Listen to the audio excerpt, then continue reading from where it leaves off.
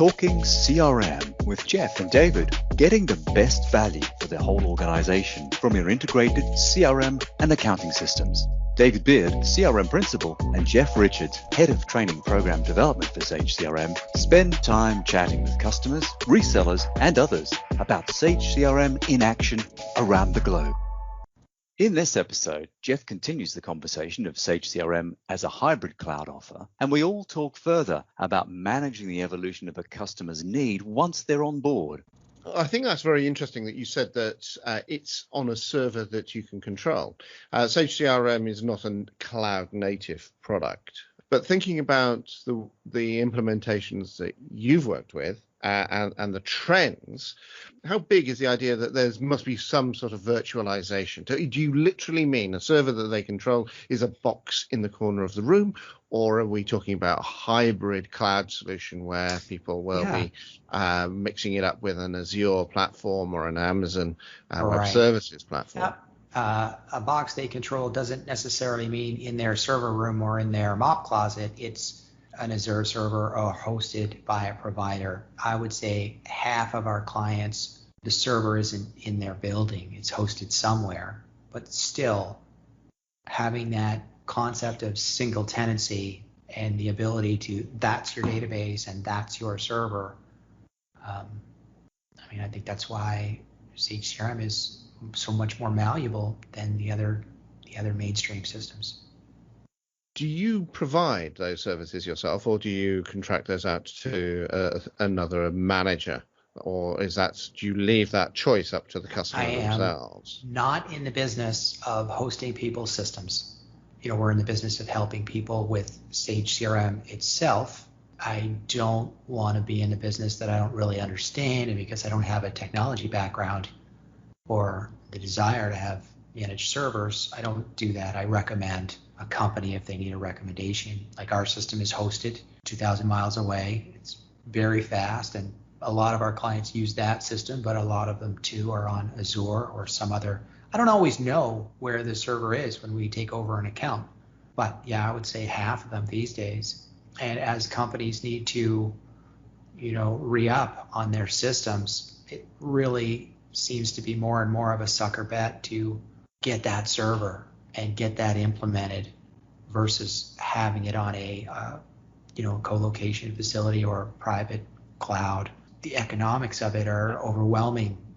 I want to think about costs, because you did bring up the idea that you're not part of the mix in terms of providing the platform on which Sage CRM runs.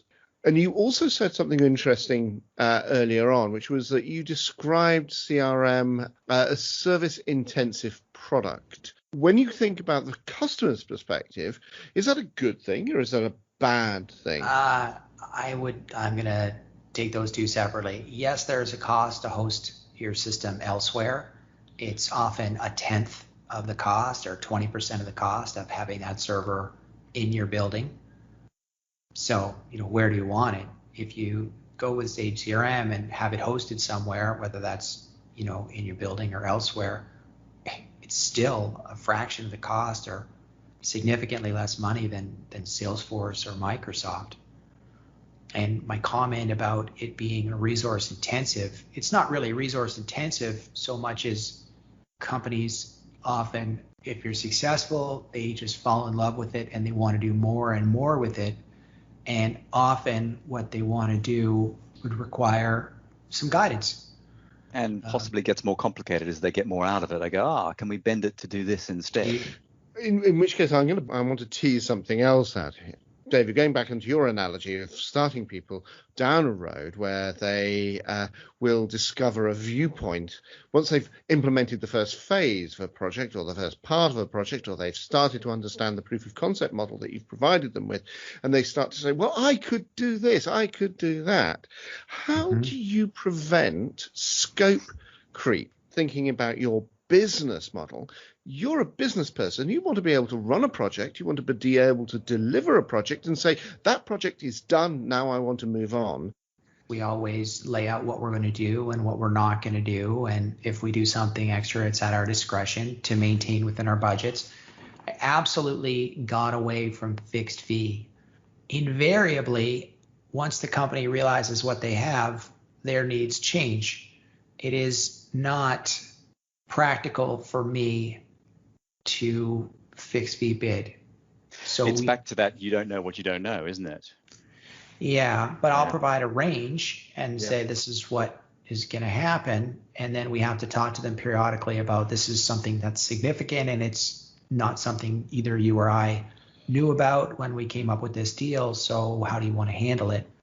Are we starting to identify something that is very significantly different between an accounting system implementation and a CRM implementation? Where an accounting system, you're essentially looking at a transactional based system where you are looking at the ins and outs of documents within the system, the invoices, the receipts, the orders that are placed within the system, and then that is simply documenting what is done, versus the how it is done within inside a CRM environment. Because you talked about process and talked about it being a communications system. So is that at the heart of it? The fact that you're teasing out, and essentially as people start to discover the way in which they do things, they're also learning about the way in which they can improve the way in which they do things. Absolutely. These clients and their systems, they're always trying to evolve their business, and the system has to grow and bend with them. You know, I will say fundamentally it's a communication system. I'm big on using the word platform and system. This system can be completely, Jeff Richards-ified, Alpha Corp-ified, because people do. I mean, at least a lot of people appreciate that they do things a little bit differently, and the system is going to have to yield to their requirements as instead of the other way around. Yeah, flex, exactly. Yeah. I think it's interesting. Jeff and I talk about this a lot, getting people on the journey, but also showing them the view on the way. And they're often quite conflicting emotions, I think, on a project. And hopefully your skills are good enough to give people both the big picture story, but also manage them along the journey. And to Jeff's point as well, we think, and we believe it, we might not be right, Jeff, but hey, accounting, in theory, you can box up reasonably safely in accounting delivery, because there is a certain fixed dimension about what you need, legislative requirements, and what the system can do. Whereas CRM, as you said, can be flexed. And I think managing that gap and managing both what's fixed and what's not fixed is an important evolution, right? For me, it's the idea of process control is the thing that very often businesses are looking for when they're looking for a CRM system. And Dan, jump in and interrupt me on this. But if I think about the way in which you look at value chain analysis between when a customer is first approaching an organization to be able to get a product or a service delivered to them, what are the steps in that journey delivering value to the customer? So you want to be able to ensure that the process is as efficient as possible with the minimum number of steps between you want it, you got it. And that's something that, say, for example, shopping via a website really allows you to do, because it simplifies the process to click to order, to do all that. But that's not really an accounting system.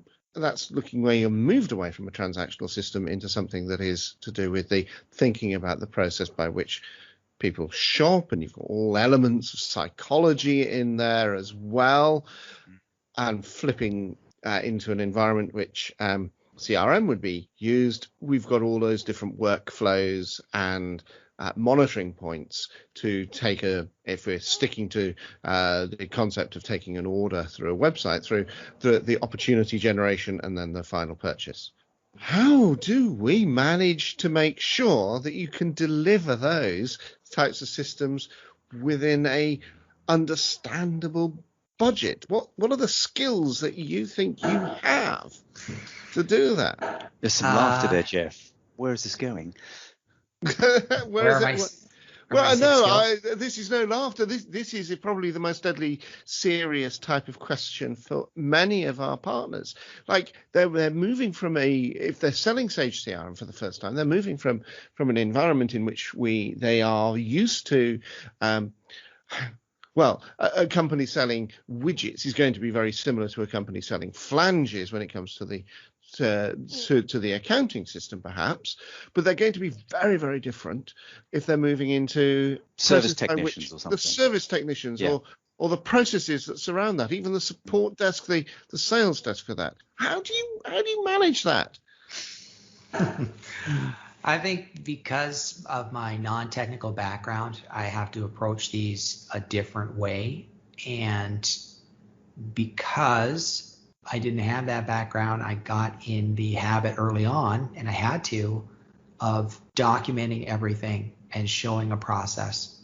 And that has carried forth. And when I'm meeting with a new company or any of our existing, I have to remind them of our process. I have to show them other systems. I have to show them our project workbooks and how it's a collaborative process, and that we're going to meet on Thursdays at 11 for the next 5 weeks, and in those 1-hour meetings together we're going to hash this out and then start building it up in the background by showing them other examples and showing them the steps of how we get from here to there.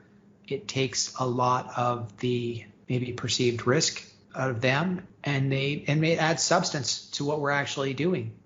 That it is going to require a significant amount of their inputs, and I try to be as clear as possible about what we'll need them to do and the commitments that they're going to need in order for us to be successful. Many times I've said, don't start or don't do this now until you have the following couple things lined up. I think that's a really interesting reflection of yours about you came to this being very structured and documenting heavy. And that is a great discipline, because you are right. People need to understand, people being customers need to understand that it requires an investment on their side. And you have to help them with that process, because it's not something they do every day. They don't buy CRM every week, whereas you live it every day. So it's helping them and guiding them and making them realize investment on their side is important. Next time, Dan picks up on Jeff's questions on CRM supporting value chain analysis, how CRM supports activities beyond the traditional accounting team, and what his company, My CRM Manager, brings to his customers through the value-adding partnerships he has with other people. You've been listening to Talking CRM with Jeff and David, getting the best for the whole organization from your integrated CRM and accounting systems.